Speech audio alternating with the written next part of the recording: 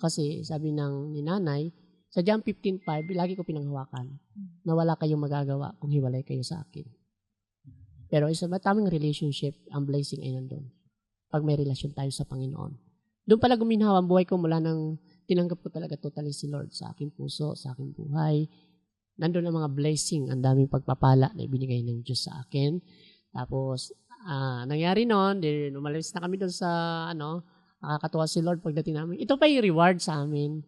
Tapos sabi niya, before pa rin pa ako magbabalik doon sa mga katutubong manidi, mamaya ko po ikwento yun. Tapos sabi ni nanay, excited ako dahil. Nay, sabi sa akin, anak, sabi ni Lord ay ipapakasal ko kayo. Sabi ko, Nay, wala kaming pera, budget. Hindi mo kailangan pera. Si Lord ang magbagastos. Nakita ko doon sa nanay na siya nagparasikaso doon sa munisipyo, hindi ako gumagawa. Siya talagang gumagalaw.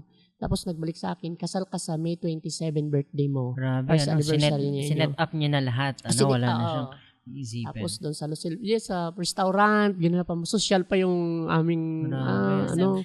Pero ang totoo, wala po kayong pera wala, time. Oo. So, sabi ni nanay, umasa, mas mapala daw ang umaasa sa Dapat siguro ganun ang hahanapin ko.